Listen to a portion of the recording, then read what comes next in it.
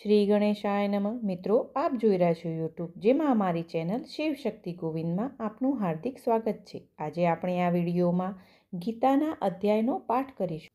કૃષ્ણાય વાસુદેવાય હરયે પરમાત્મને પ્રણત ક્લેશનાશાય ગોવિંદાય નમો નમઃ. ઓમ શ્રી પરમાત્મને નમઃ. જ્ઞાન કર્મ સંન્યાસ યોગ નામનો ચોથો અધ્યાય. આ પછી ભગવાન બોલ્યા, હે અર્જુન, આ અવિનાશી યોગ મેં સૂર્યને કહ્યો હતો. સૂર્યે પોતાના પુત્ર વૈવસ્વત મનુને કહ્યું અને મનુએ પોતાના પુત્ર રાજા ઈક્ષ્વાકુને કહ્યું. હે પરંતપ, આમ પરંપરાથી પ્રાપ્ત આ યોગને રાજર્ષિઓએ જાણ્યો, પણ ત્યારબાદ તે યોગ ઘણા સમયથી આ પૃથ્વીલોકમાં લગભગ લુપ્તપ્રાય થઈ ગયો. તું મારો ભક્ત અને પ્રિય સખા છે, માટે એ જ આ પુરાતન યોગ આજે મેં તને કહ્યો છે, કેમ કે આ ઘણું ઉત્તમ રહસ્ય છે, એટલે કે ગુપ્ત રાખવા યોગ્ય વિષય છે. અર્જુન બોલ્યા, આપનો જન્મ તો અર્વાચીન હાલનો છે, જ્યારે સૂર્યનો જન્મ તો ઘણો પહેલાંનો છે, એટલે કે કલ્પના આરંભે થયેલો છે. તો હું એ વાતને કેમ સમજું કે તમે જ કલ્પના આરંભે સૂર્યને આ યોગ કહ્યો હતો?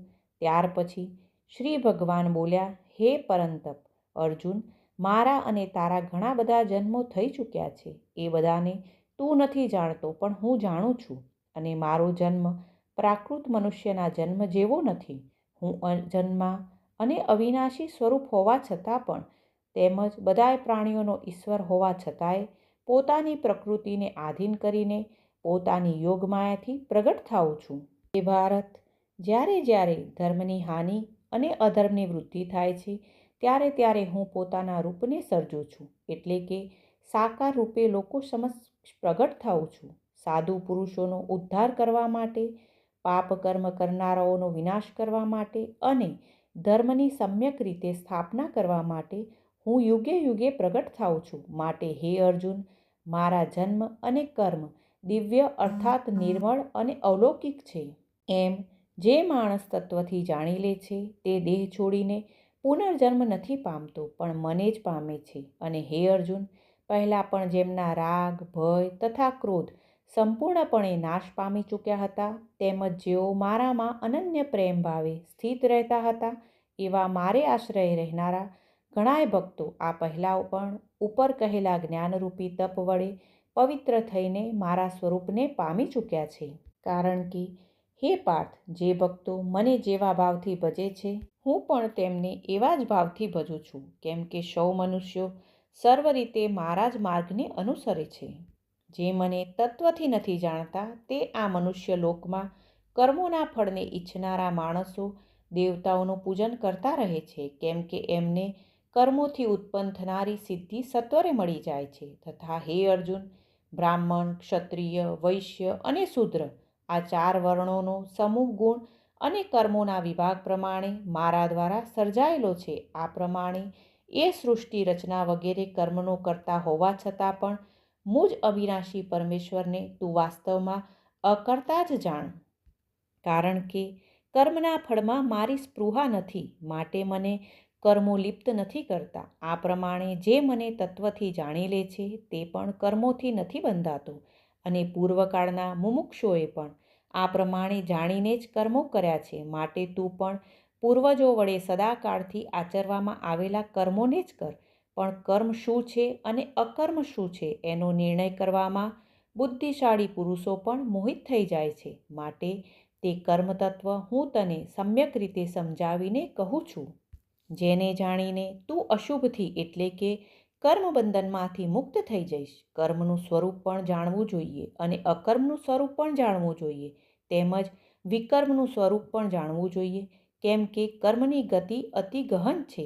જે માણસ કર્મમાં અકર્મ જુએ છે અને જે અકર્મમાં કર્મ જુએ છે, એ માણસ સઘળા માણસોમાં બુદ્ધિશાળી છે, તેમજ એ યોગી સમસ્ત કર્મો કરનારો છે. અને હે અર્જુન, જેના સર્વ શાસ્ત્રસંમત કર્મો કામના કે સંકલ્પ વિના થાય છે, તથા જેના બધાય કર્મો જ્ઞાનરૂપી અગ્નિ વડે બળી ગયા છે, એ મહાપુરુષને જ્ઞાનીજનો પણ પંડિત કહે છે. અને જે માણસ સર્વ કર્મો પ્રત્યેની તેમજ એમના ફળ પ્રત્યેની આસક્તિને બધી રીતે ત્યાગીને સંસારના આશ્રયથી રહિત થઈ ગયો છે, તથા પરમાત્મામાં સદાય તૃપ્ત છે. તે કર્મોમાં સારી રીતે વર્તતો હોવા છતાં પણ વાસ્તવમાં કંઈ જ નથી કરતો, અને જેને કશાયની જ્ઞાન નથી, અંતકરણ અને ઇન્દ્રિયો સહિત જેણે શરીર જીત્યું છે, તેમજ સઘળી ભોગોની સામગ્રીનો જેણે પરિત્યાગ કરી દીધો છે, એવો સાંખ્ય યોગી કેવળ શરીર સંબંધી કર્મ કરતો હોવા છતાં પણ પાપને નથી પામતો, અને ઈચ્છા વિના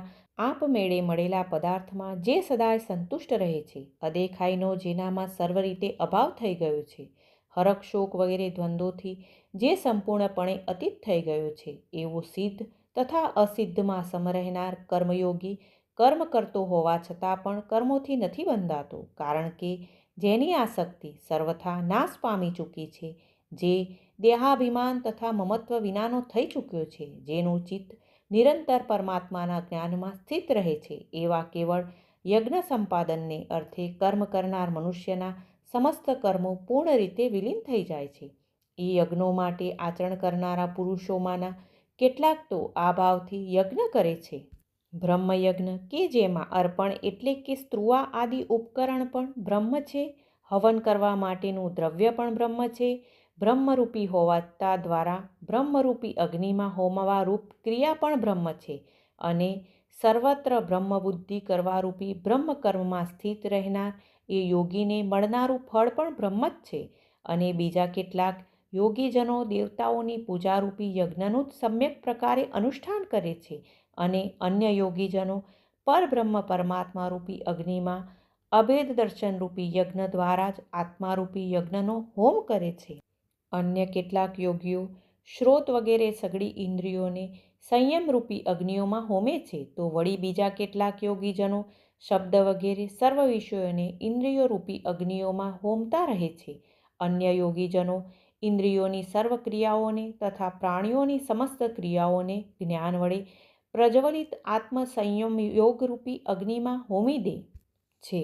અન્ય કેટલાક માણસો દ્રવ્ય સંબંધી યજ્ઞ કરનારા છે, કેટલાક તપરૂપી યજ્ઞ કરનારા છે, બીજા કેટલાક પુરુષો અષ્ટાંગ યોગરૂપી યજ્ઞ કરનારા છે, અને વળી કેટલાક અહિંસા આદિ લોકાત્તર વ્રતો પાડનારા પ્રયત્નશીલ માણસો સ્વાધ્યાયરૂપી જ્ઞાન યજ્ઞ કરનારા છે, અને બીજા કેટલાક યોગીજનો અપાન વાયુમાં પ્રાણવાયુને હોમે છે, તેમજ અન્ય યોગીજનો પ્રાણવાયુમાં અપાન વાયુને હોમે છે. તો અન્ય કેટલાક નિયમ પ્રમાણે આહાર કરનારા પ્રાણાયામ પરાયણ માણસો પ્રાણ અને અપાનની ગતિને રોકીને પ્રાણોને પ્રાણોમાં જ હોમે છે. આ સઘળાય સાધકો યજ્ઞો દ્વારા પાપોનો નાશ કરનારા તેમજ યજ્ઞોને જાણનારા છે. અને હે કુરુશ્રેષ્ઠ, યજ્ઞમાંથી બચેલા અમૃતનો અનુભવ કરનારા યોગીજનો સનાતન પરબ્રહ્મ પરમાત્માને પામે છે, જ્યારે યજ્ઞ ન કરનાર માણસ માટે તો આ મનુષ્ય લોક પણ સુખદાયક નથી, તો પરલોક ક્યાંથી સુખદાયક હોય. આવા બીજા પણ અનેક જાતના યજ્ઞો વેદની વાણીમાં વિસ્તારથી કહેવાયેલા છે. એ સર્વેને તું મન, ઇન્દ્રિયો અને શરીરની ક્રિયા દ્વારા સંપન્ન થનારા જાણ. આ પ્રમાણે તત્વથી જાણીને એમના અનુષ્ઠાન દ્વારા તું કર્મબંધનથી પૂર્ણ રીતે છૂટી જઈશ. અને હે પરંતપ, દ્રવ્યમય યજ્ઞની અપેક્ષાએ જ્ઞાન યજ્ઞ ઘણો ચડિયાતો છે, તથા હે પાર્થ, યાવન માત્ર સઘળા કર્મો જ્ઞાનમાં સમાપ્તિને પામે છે, એ જ્ઞાનને તું તત્વદર્શી જ્ઞાનીજનો પાસે જઈને જાણી લે.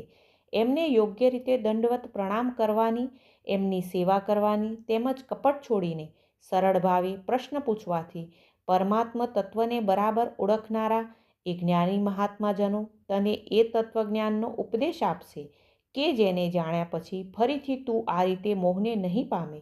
તેમજ હે પાંડુપુત્ર, જે જ્ઞાનથી તું સમગ્ર ભૂતોને નિશેષ ભાવે પહેલાં પોતાનામાં અને પછી મુજ સચ્ચિદાનંદ ઘન પરમાત્મામાં જોઈશ. જો તું બીજા સમસ્ત પાપીઓ કરતાં પણ વધારે પાપ કરનાર હોય તો પણ તું જ્ઞાનરૂપી નાવડા દ્વારા નિસંદેહ આખા પાપ સાગરને સારી રીતે પાર કરી જઈશ.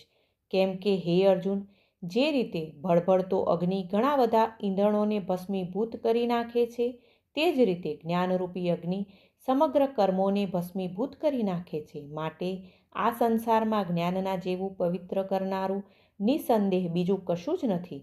એ જ્ઞાનને ઘણા સમયથી કર્મયોગના આચરણ દ્વારા શુદ્ધાંતકરણ થયેલો માણસ આપમેળે જ આત્મામાં પામે છે.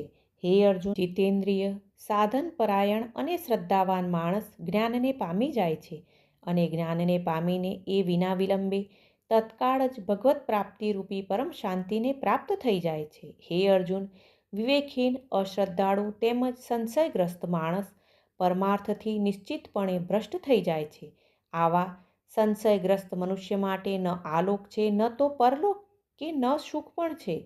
અને હે ધનંજય, જેણે કર્મયોગના આચરણ દ્વારા સમગ્ર કર્મો પરમાત્માને અર્પી દીધા છે તથા જેણે વિવેક વડે સકળ સંશયોનો નાશ કરી દીધો છે, એવા વશ કરેલ અંતકરણવાળા પુરુષને કર્મો નથી બાંધતા. માટે હે ભરતવંશી, તું હૃદયમાં રહેલા આ અજ્ઞાનજનિત પોતાના સંશયને વિવેક જ્ઞાનરૂપી તલવાર વડે છેદીને સમત્વરૂપ કર્મયોગમાં સ્થિત થઈ જા અને યુદ્ધ માટે ઊભો થઈ જા. શ્રી કૃષ્ણ અને અર્જુનના સંવાદમાં શ્રીમદ્ ભગવદ્ ગીતારૂપી ઉપનિષદ અને બ્રહ્મવિદ્યા તથા યોગશાસ્ત્ર વિષયનો જ્ઞાન કર્મ સંન્યાસ યોગ નામનો ચોથો અધ્યાય સમાપ્ત.